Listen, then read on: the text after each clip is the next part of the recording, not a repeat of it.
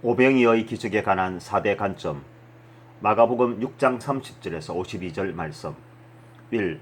소년의 오병이어와 예수님의 오병이어. 마가복음 6장 38절에서 41절 말씀. 2. 예수님으로부터 권능을 받은 제자들은 왜 오병이어의 기적을 일으키지 못하였는가. 마가복음 6장 7절에서 6장 37절 말씀.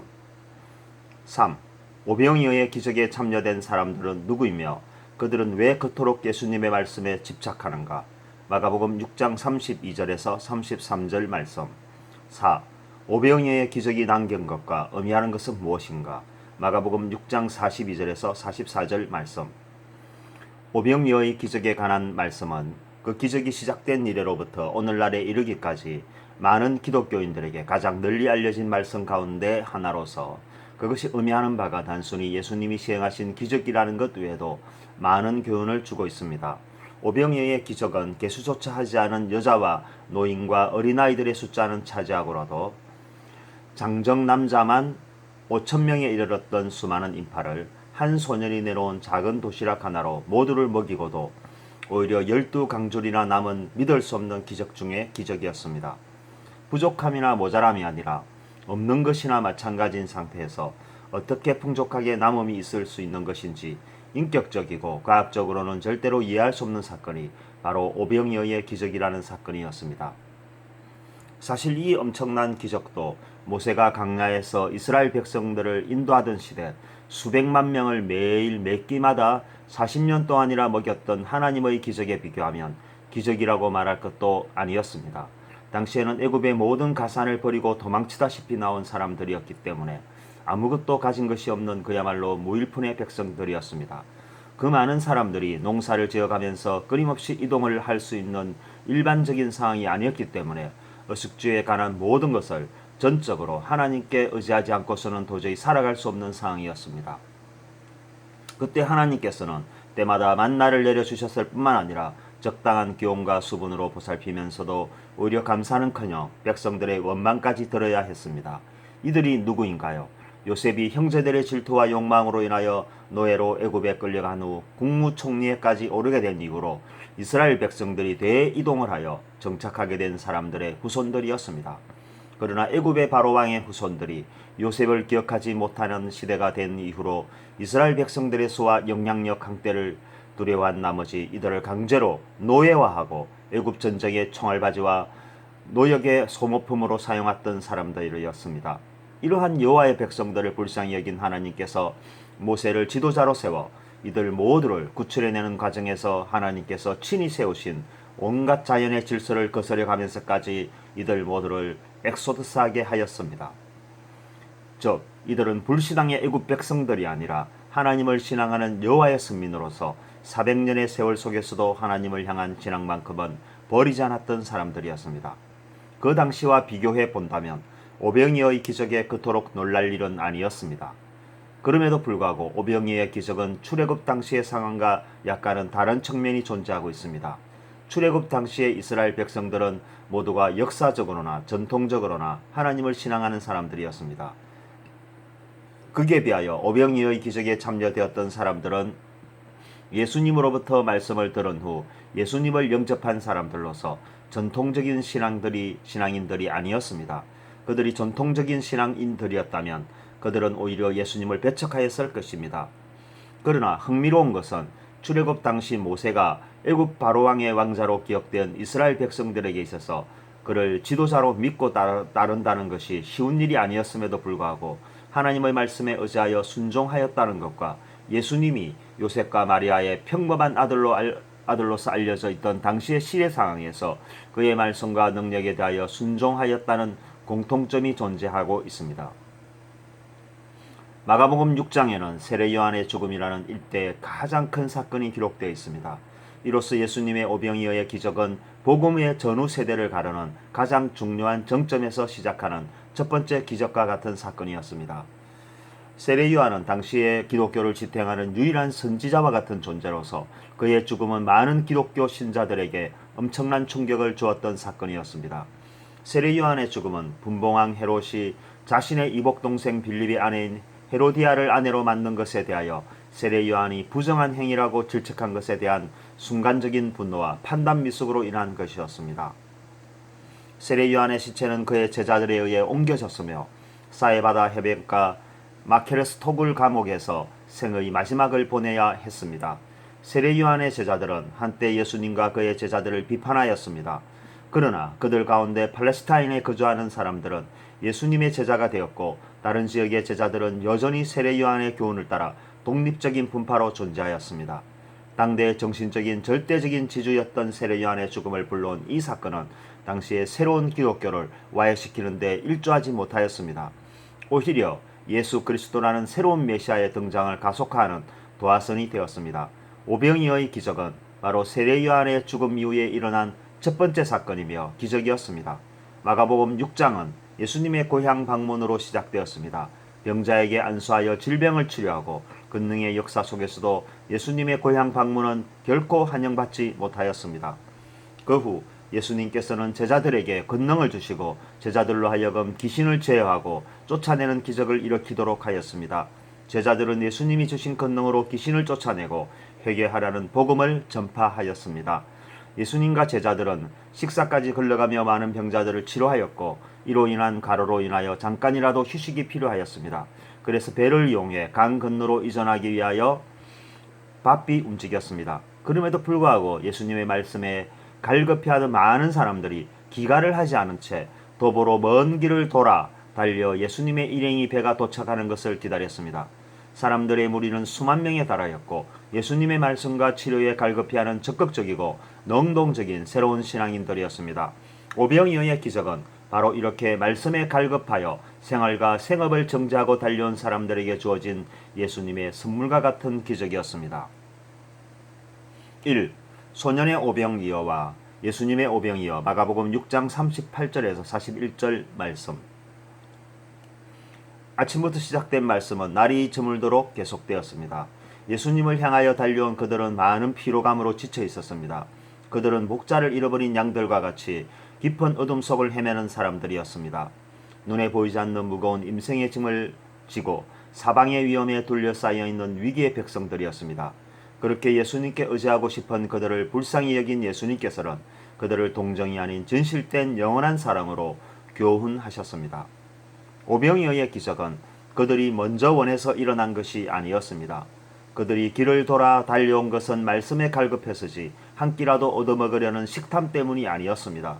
말씀에 갈급해하는 진심인 사람들에 대한 예수님의 사랑이며 배려였습니다. 예수님은 제자들에게 사람들에게 먹을 것을 공급하라고 명령하였습니다. 그러나 제자들은 그럴 능력도 물질도 가지고 있지 않았습니다. 예수님의 말씀으로 비추어 볼 때 제자들은 그들을 먹일 수 있는 능력을 갖고 있었습니다. 그러나 그 어떤 제자도 그러한 능력을 가지고 있다는 사실을 인지하지 못하였습니다. 그것은 제자들이 갖고 있는 물질관 때문이었습니다. 제자들의 물질관은 매우 놀라울 정도로 빠른 계산 능력이었습니다. 제자들은 이 사람들을 다 먹이는데 200데나리온의 금전이 필요하다고 대답하였습니다. 제자들은 마가복음 6장 초반절에서 많은 사람들을 치료하고 전파하는 능력을 사용하였습니다. 바로 그러한 중요한 사실들을 간과하였습니다. 제자들은 예수님과 동행하면서 늘 예수님의 능력을 신앙하면서 생활해 오면서도 물질 앞에서는 현실을 앞세우는 습관적인 세속화를 보여주었습니다. 이것이 바로 제자들의 형상이고 우리의 본 모습이라는 것입니다. 우리가 버리고 싶지만 쉽게 버리지 못하는 죄성으로 인하여 예수님의 명령에도 불구하고 그것을 실천하지 못한다는 것입니다. 흥미로운 것은 오병이어 기적의 단초를 제공한 사람은 제자와 신앙심이 두터운 사람이 아니라 의외로 무명의 한 소년이었습니다. 무명의 한 소년은 마가복음 6장 44절에 기록된 바와 같이 숫자에도 포함되지 않은 미천한 존재였습니다. 더구나 2만여 명에 이르는 사람들이 있었음에도 불구하고 아무도 가지고 있지 않았던 오병이어를 한 소년이 가지고 있었다는 것은 그것이 작은 도시락 중에 가장 작은 도시락 한 세트였다는 것을 말씀하고 있습니다. 한 소년의 오병이어는 그가 가진 것을 바침으로써 이제 예수님의 오병이어가 되었습니다. 한 소년이 가지고 있을 때에는 한 소년이 먹을 수 있는 것이었습니다. 우리가 잘 아는 우리 주변의 한 소년은 우리의 자녀이기도 하고 유치원이나 초등학교 저학년에 다니는 보살핌이 필요한 어린아이라는 것입니다. 어린아이는 어리다는 자기 것을 자기 것을 지키고 싶어 하고 더 갖고 싶어하는 욕심이 있는 특성을 갖고 있습니다. 그럼에도 불구하고 예수님께 자기의 모든 것을 바친 한 소년은 제자들에게 내어놓지 않으려고 떼를 쓰지도 않았고 일부만 내어주지도 않았으며 어떠한 대가를 요구하지도 않았습니다. 이렇게 여느 소년과 동일한 한 소년이 가지고 있는 모든 특징적인 요소를 한 가지도 드러내지 않고 말씀에 순종하였다는 것은 이 소년의 마음밭 옥토에 예수님의 마음이 뿌리를 내려 그를 자라게 하였기 때문이었습니다. 이 소년은 누구입니까? 예수님이 복음 전파로 인해 가로하여 배를 타고 강 건너 마을로 급히 갈 때 예수님을 만나기 위하여 도보로 먼 길을 돌아 달려온 그 무리 가운데 있는 한 소년이었습니다. 그들은 예수님의 말씀을 듣기 위해 모든 일상을 정지하고 버려둔 채 달려온 새로운 신앙인들이었습니다. 바로 그 현장에서 함께하였던 한 소년은 믿음을 가지게 되었고 그 작은 믿음을 통하여 기적은 모든 사람들의 눈앞에서 선명하게 일어났던 것입니다. 한 소년이 가진 오병이어가 예수님의 오병이어가 되는 중요한 헌신과 헌납을 통하여 우리는 우리의 신앙을 점검해 보고 말씀이 가지는 능력이 무엇이고 우리에게는 왜 그러한 능력이 없는 것인지 알아볼 필요성이 있습니다. 첫째, 한 소년은 예수님의 말씀을 듣기 위해 먼 길을 돌아서까지 달려온 사람이었다는 것입니다.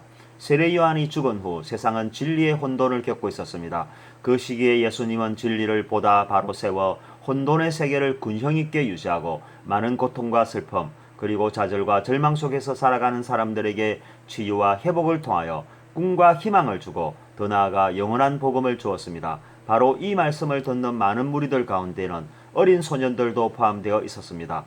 어린아이들은 어른들이 말하는 소리에 귀 기울이지 않고 말을 잘 듣지 않으며 자기 고집대로 하려고 하고 욕심을 그대로 표현하는 특징을 갖고 있습니다. 이러한 특징을 가지고 있던 한 소년의 삶에 전환점을 준 것이 바로 예수님이었습니다. 우연한 기회에 예수님의 말씀을 듣게 된 한 소년은 수많은 인파의 틈바구니 속에서 말씀을 듣기 위해 노력하였을 뿐만 아니라 저녁 늦은 시간까지 함께하고 싶은 마음으로 미리 도시락까지 준비하고 있었습니다. 예수님이 말씀을 마치시고 배를 이용해 강 건너로 가려 할 때 많은 사람들이 먼 길을 돌아 달려가고 있을 때도 소년은 집으로 귀가하지 않았습니다. 오히려 소년의 발걸음은 더욱더 빨라져야 했습니다. 장정이 달려갈 수준이면 어린 소년은 날아갈 정도로 달려야 했을 것이고 도중에 어른들의 도움도 받았을 것입니다. 중요한 것은 말씀을 들었던 한 소년이 그 말씀의 맛과 매력에 전력 질주할 만큼 빠져 있었다는 것입니다. 우리는 어떨까요? 이 어린 소년의 체험과 삶처럼 예수님의 말씀을 듣기 위해 모든 일상을 정지하고 달려온 적이 있는지 돌아보아야 할 시점입니다. 주일 낮 예배 말씀을 듣기 위해 집에서 달려나온 경험이 있는지 아니면 그 말씀의 맛과 매력에 빠져본 일은 있는지 스스로를 돌아보아야 할 것입니다. 때로 한 시간의 예배에도 지루함을 느낀 적은 없었는지 그것이 말씀에 순종하는 자세요 실천의 내용이었는지 가슴 깊이 회개해야 할 대목인 것입니다. 둘째, 한 소년이 가진 오병이어는 마태복음 17장 20절에 나타난 겨자씨와 같은 것이었습니다.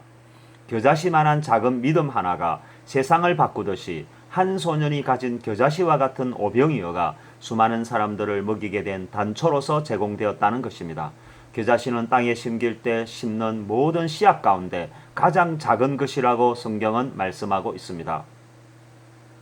마가복음 4장 31절에 나온 것 같이 아무것도 아닐 것 같은 작은 씨앗 하나가 땅에 떨어져 심겨져 희생하였을 때 그 결과는 무성하리만큼 거대한 나무가 자라나게 되는 것입니다. 그렇습니다. 한 소년이 바친 오병이어는 한 소년에게는 배불리 먹을 수 있는 양이었는지 알 수 없으나 장정만 5,000명에 이르는 수많은 무리를 먹이는 데는 겨자씨 하늘과 같은 아주 작은 것이었고 아무것도 아닌 것이었습니다. 마태복음 17장 20절에는 겨자씨만한 믿음 하나로 큰 산을 옮길 수 있다고 기록되어 있습니다. 눈에 잘 보이지도 않는 겨자씨 하나만한 믿음은 어느 정도의 믿음을 말하는 것일까요? 이토록 작은 믿음 하나로도 큰 산을 옮길 수 있다면 우리가 가진 믿음은 도대체 어떤 믿음일까요? 믿음이라고 말할 만한 가치는 있는 것일까요? 한 소년이 가진 오병이어의 믿음이 바로 겨자씨만한 믿음이 아니었을까요? 한 소년은 그가 가진 것이 너무나 초라했기 때문에 그것을 내어놓고 싶지 않았을지도 모를 일입니다. 소년이 이것을 바친들 무슨 의미가 있을까요? 제자들도 그렇게 생각하였을 것입니다. 실제적으로 오병이어로 무엇을 할 수 있을까요?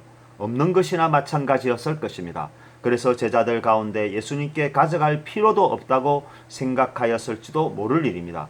그러나 그것이 도래한 결과는 놀라운 것이었습니다. 누군가 가지고 있는 겨자씨만한 작은 믿음으로 큰 산은 옮겨졌고 2만여 명의 굶주림을 해결하였으며 더 나아가 이 중요한 사실의 목격자요 정인의 삶을 살 수 있는 최고의 기회가 되었던 것입니다. 셋째, 한 소년의 오병이어는 30배, 60배, 100배의 결실을 맺는 하나님의 역사가 있습니다. 작은 씨앗 하나가 30배, 60배, 100배의 결실을 맺는 것처럼 예수님의 말씀을 듣는 것에 그치는 것이 아니라 작은 것 하나라도 실천하는 사람들에게 일어나는 놀라운 의미를 담고 있다고 마태복음 13장 23절에서 기록하고 있습니다. 열매와 결실이란 누군가의 헌신과 노력으로 맺는 결과입니다. 오병이어는 단순히 하나를 들여 하나를 얻는 것이 아닙니다. 소년의 오병이어는 이와 같이 작은 씨앗 하나를 심는 것과 마찬가지입니다. 뿌린 씨앗은 작은 것 하나이지만 그 씨앗이 자라 나무가 되어 많은 열매를 맺는다면 그 결실은 30배, 60배, 100배가 되는 것이 이치입니다. 한 소년이 내어놓은 것도 바로 이 작은 씨앗과 같은 것이며 예수님이 오병이어는 그 열매인 것입니다. 한 소년의 오병이어는 하나님의 사람에 대한 가장 작은 기대와 같은 것입니다. 10의 1조보다도 더 작은 기대입니다. 바로 이 작은 기대를 사람이 진정으로 헌신하였을 때 그것이 가져오는 축복의 결과는 상상할 수 없는 것으로 되돌아온다는 것입니다. 오병이어의 핵심은 오병이어를 가지고 있는 한 소년과 그것을 바친 한 소년, 그리고 그것을 예수님께 가져간 제자들과 예수님의 역사 과정입니다. 한 소년이 오병이어를 가지고 있었습니다. 그것은 보리떡 5개와 작은 물고기 2마리였습니다. 그 오병이어는 한 소년의 것이었습니다. 그런데 그 한 소년은 그 오병이어를 제자들에게 주었습니다.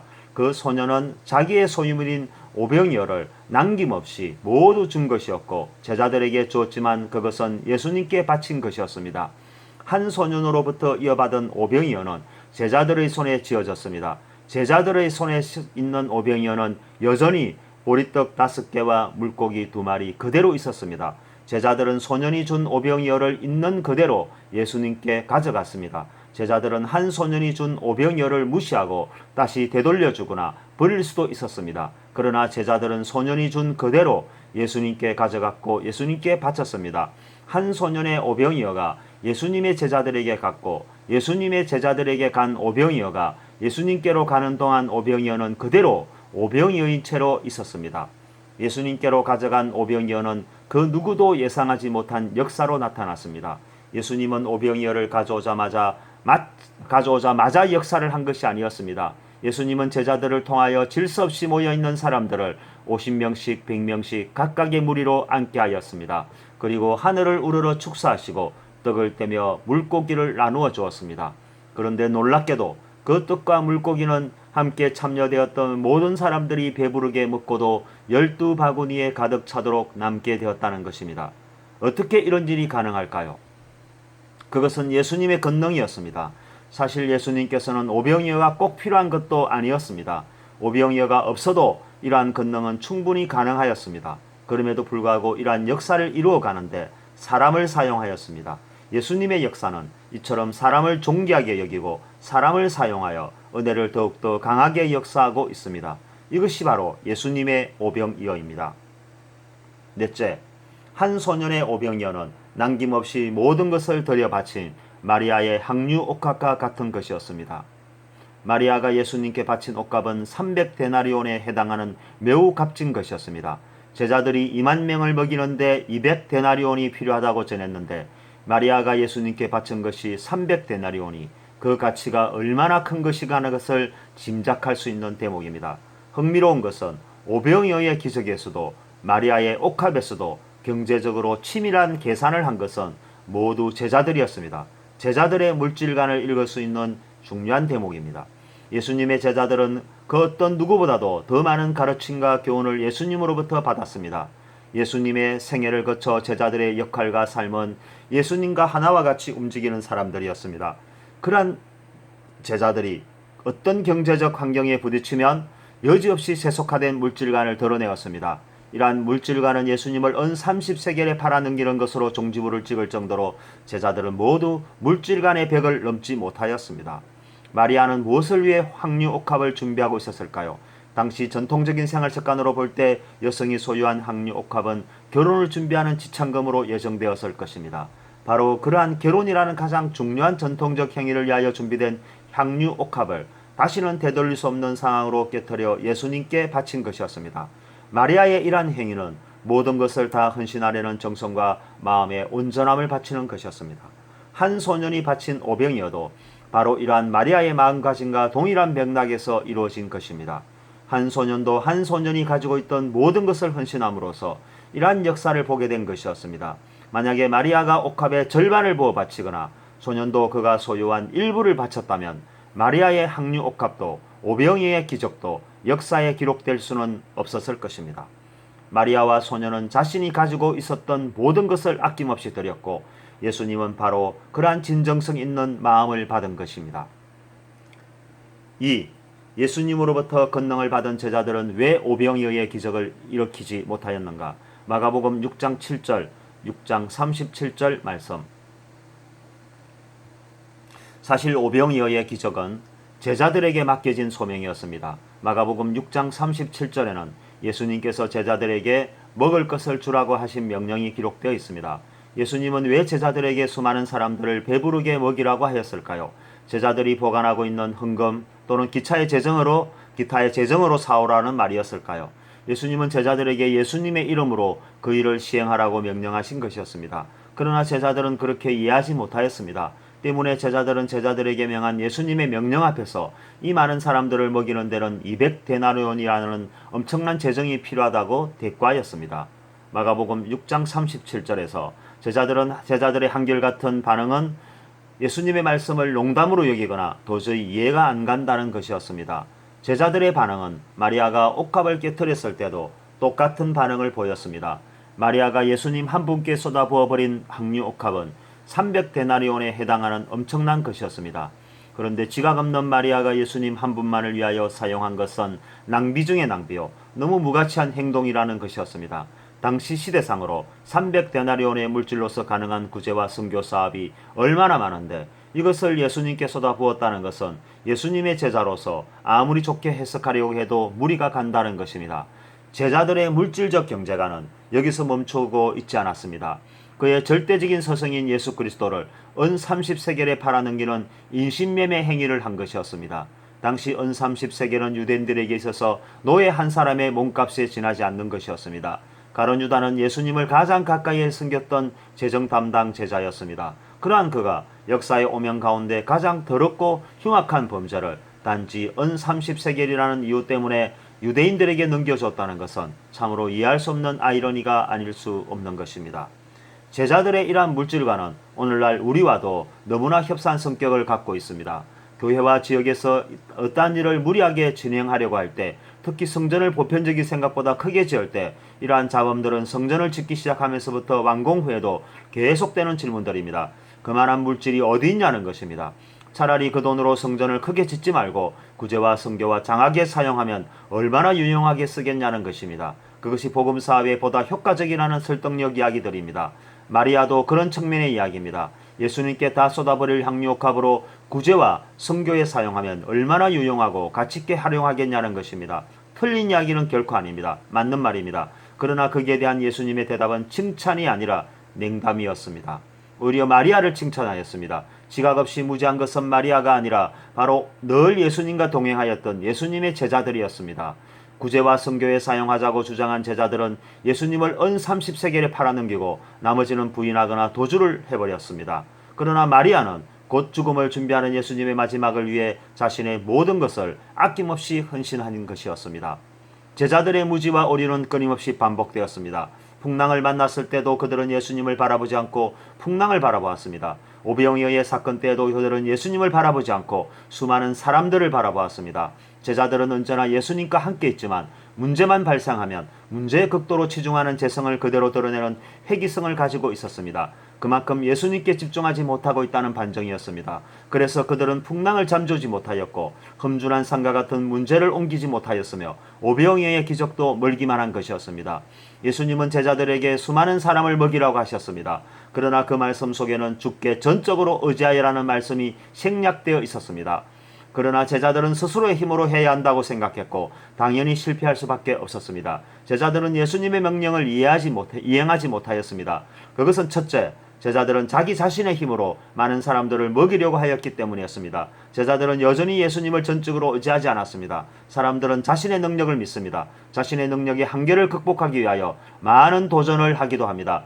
높은 산과 절벽을 오르기도 하고 비행기에서 뛰어내려 하늘을 나르는 카타르시스를 보여주기도 합니다. 마술도 일종의 능력입니다. 사람들은 그런 속임수를 보고 놀라워하고 즐거워합니다. 제자들에게 부여된 예수님의 명령도 이와 같은 개인의 능력으로 생각하였습니다. 제자들 가운데 마침 누군가 200데나리온의 돈을 저축하고 있었다면 그가 나서서 제가 먹이겠습니다라고 말을 하였을지도 모릅니다.